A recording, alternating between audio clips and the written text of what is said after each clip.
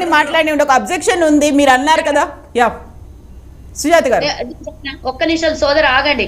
మేం కట్టినటువంటి ప్రాజెక్టుల గురించి నువ్వు మాట్లాడుతున్నావు తప్పు, సారీ మీరు మాట్లాడుతున్నారు కదా.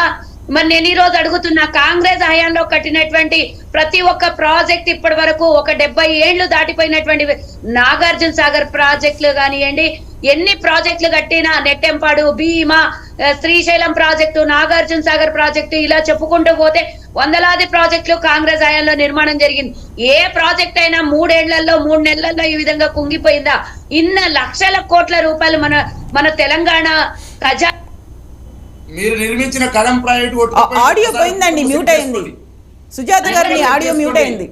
మీరు నిర్మించిన కలం ప్రాజెక్టు కొట్టుకుపోయింది, మళ్ళా పునర్నిర్మించారు. చూడండి, గూగుల్లో చూడండి.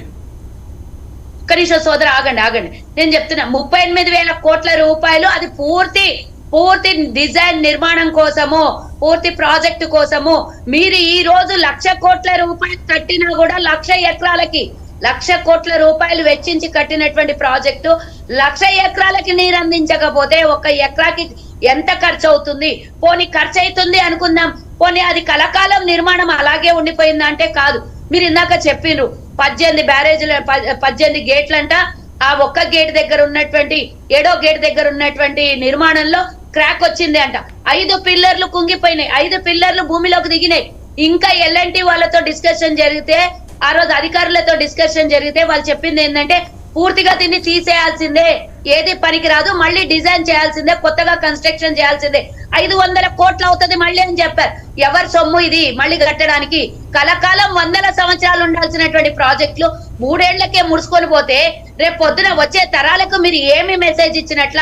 ఒక ప్రభుత్వం తను తెలంగాణ ప్రజల సొమ్ముని మొత్తం నీళ్ళల్లో కలిపేసి ఈ విధంగా 3 ఏళ్లు కూడా, మీ దేవుడు ఉన్నాడు కదా, ఇందాక సోదరుడు చెప్పిండు, వాళ్ళకు వినాశకాలే విపరీత బుద్ధి అన్నట్టు మీరు ఎన్నికలకు 3 ఏళ్ళు అయింది మీరు కట్టి, సంవత్సరానికి కూలిపోలేదు, 2 సంవత్సరాలకు కూలిపోలేదు, కానీ ఎన్నికల సమయానికి 3 నెలల ముందు కూలిపోయింది. అది అనంటే మీ తప్పిదం. దేవుడు ఏదైనా తప్పు. ఒక్క నిమిషం, సో ఒకటి కుంగిపోయిన తర్వాత రీడిజైన్ లేకుంటే నిర్మాణపరమైనటువంటి లోపాలు, క్వాలిటీ మీద కూడా డౌట్లు వస్తున్నాయి. అక్కడ ఎవరు డిజైన్ చేశారు, ఎవరు కట్టించారు, ఎందువల్ల కట్టించారు అనేది కూడా.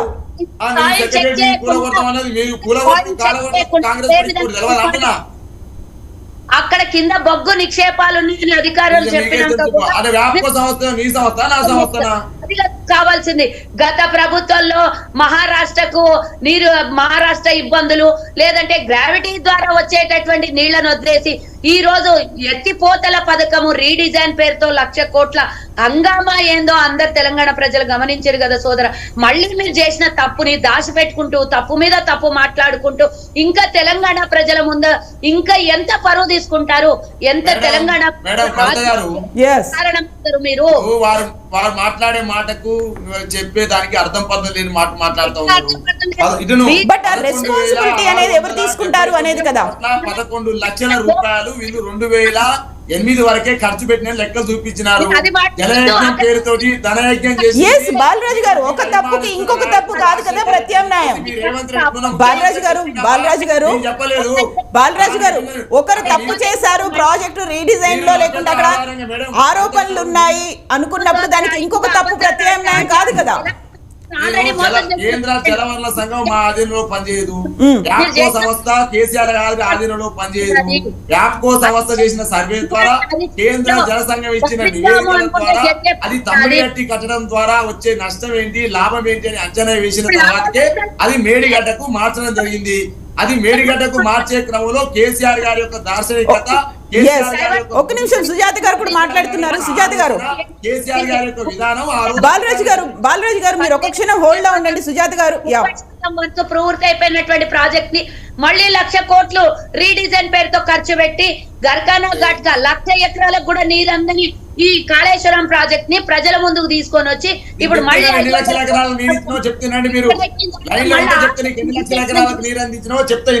ఒక నిమిషం మనం మల్లేష్ గారితో కూడా మాట్లాడదాం. మల్లేష్ గారు, ఒకరు తప్పు చేశారు ఒక ప్రాజెక్ట్ లో లోపం